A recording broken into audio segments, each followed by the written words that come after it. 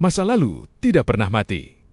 Ia bahkan belum berlalu. Di balik debu dan reruntuhan zaman, tersimpan kisah-kisah heroik, pengorbanan, dan peradaban yang mengubah dunia. Selamat datang di channel Takhta Sejarah, tempat kita menelusuri jejak waktu untuk memahami masa lalu. Kali ini, kita akan membahas tentang sejarah kerajaan Sriwijaya.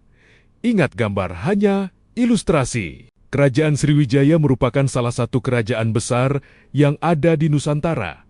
Kerajaan yang dengan kekuatan marinnya tersebut berhasil menguasai Pulau Sumatera, Jawa, pesisir Kalimantan, Kamboja, Thailand Selatan, dan semenanjung Malaya yang kemudian menjadikan kerajaan Sriwijaya sebagai kerajaan yang berhasil menguasai perdagangan di Asia Tenggara pada masa itu. Kata Sriwijaya berasal dari dua suku kata, yaitu Sri yang berar bercahaya atau gemilang dan Wijaya yang berar, kemenangan. Jadi Sriwijaya juga disebut dengan berbagai macam nama. Orang Tionghoa menyebut Shilivosi atau Sanfotesi atau Sanfoci. Dalam bahasa Sanskerta dan Pali kerajaan Sriwijaya disebut Yafades dan Javadeh. Bangsa Arab menyebut Sabaj atau Sribuza dan Kamer menyebut Malayu. Sementara dari peta Ptolemeus ditemukan keterangan tentang ada 3 pulau Sabade Ibei yang berkaitan dengan Sriwijaya. Tidak banyak bukti sejarah yang menerangkan kapan berdirinya kerajaan Sriwijaya. Buk tertua datangnya dari berita Cina, yaitu pada tahun 682 M, terdapat seorang pendeta Tiongkok bernama Ising yang ingin belajar agama Buddha di India, singgah terlebih dahulu di Sriwijaya untuk mendalami bahasa Sanskerta selama 6 bulan. Tercatat juga kerajaan Sriwijaya pada saat itu dipimpin oleh Dapunta Hyang. Selain berita dari luar, terdapat juga beberapa prasasti peninggalan kerajaan Sriwijaya. Di antaranya adalah prasasti Kedukan Bukit 605S, 683 M di Palembang. Isi dari prasasti tersebut adalah Dapunta Hyang mengadakan ekspansi 8 hari dengan membawa 20.000 tentara, kemudian berhasil menaklukkan dan menguasai beberapa daerah.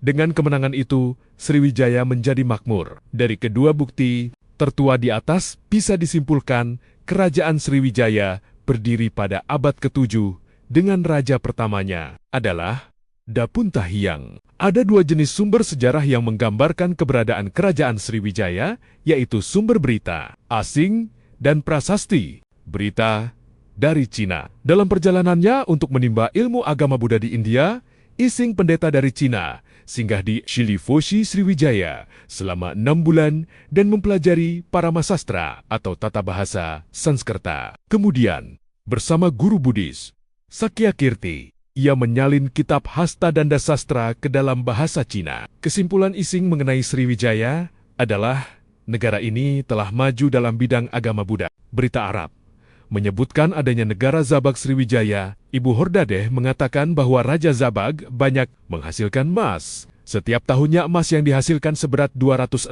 kg. Berita lain disebutkan oleh Al-Baruni. Ia mengatakan bahwa Zabag lebih dekat dengan Cina daripada India. Negara ini terletak di daerah yang disebut Suwarnadwipa Pulau Emas karena banyak menghasilkan emas. Sumber prasasti. Selain dari sumber berita asing, keberadaan kerajaan Sriwijaya juga tercatat pada prasasti. Prasasti yang pernah ditinggalkan diantaranya Prasasti Kedukan Bukit 605S, 683 M di Palembang. Isinya, Dapunta Hyang mengadakan ekspansi 8 hari dengan membawa 20.000 tentara, kemudian berhasil menaklukkan dan menguasai beberapa daerah. Dengan kemenangan itu, Sriwijaya menjadi makmur. Prasasti Talang Tuo 606S, 684 M di sebelah barat Palembang. Isinya tentang pembuatan sebuah taman, Sriksetra oleh Dapunta Hyang Srijayanaga untuk kemakmuran semua makhluk. Prasasti Kota Kapur 608S, 686 M di Bangka. Prasasti Karangbirahi 608S, 686 M di Jambi. Keduanya berisi permohonan kepada dewa untuk keselamatan rakyat dan kerajaan Sriwijaya. Prasasti Talang Batu tidak berangkat tahun di Palembang. Isinya kutikan-kutikan terhadap mereka yang melakukan kejahatan dan melanggar perintah raja. Prasasti Palas di Pasemah, Lampung Selatan. Isinya Lampung Selatan telah diduduki oleh Sriwijaya. Prasasti Ligor 679S 775M di Tanah Genting Kra. Isinya Sriwijaya diperintah oleh Dharmaseta. Dari abad ke-7 sampai ke-13 Masehi, Kerajaan Sriwijaya pernah dipimpin oleh raja-raja di bawah ini, yaitu Dapunta Hyang Sri Jayanasa, Sri Indra Farmanchlitolapamo, Rudra Vikraman Liot Engwakung, Maharaja Wisnu Dharma Tunggadewa, Daranindra, Sanggramadananjaya, Samaragrawira, Samaratungga, Balaputra Dewa, Sri Udayaditya Farmanselihau Tahyalitan, Haice, Haji, Sri Kudamanovarmades, Lisiatu, Dashla, Dashwu, Dashni Dash, Fu, Dashma, Dashtian, Dashwa, Sri Maravijayo Tunggaselimalapi, Sumatera Bumi, Sang Rama Vijayo Tungga, Rajendra Dewa Kulotunggati, Wakalo. Rajendra II, Rajendra ketiga, Srimat Trailokya Raja Mauli Busana, Warmadewa, Srimat Tribuhana Raja, Mauli Warmadewa, Srimat Sri Udayaditya Warma, Pratapa Parakrama, Rajendra Mauli Mali Warmadewa. Letak Sriwijaya sangat strategis di jalur perdagangan antara India-Cina. Di samping itu, juga berhasil menguasai Selat Malaka yang merupakan urat nadi perdagangan di Asia Tenggara, menjadikan Sriwijaya berhasil menguasai perdagangan nasional dan internasional. Penguasaan Sriwijaya atas Selat Malaka mempunyai arti penting terhadap perkembangan Sriwijaya sebagai negara maritim. Sebab banyak kapal-kapal asing yang singgah untuk menambah air minum, perbekalan makanan dan melakukan aktivitas perdagangan. Dalam bidang kebudayaan, khususnya keagamaan, Kerajaan Sriwijaya menjadi pusat agama Buddha yang penting di Asia Tenggara dan Asia Timur.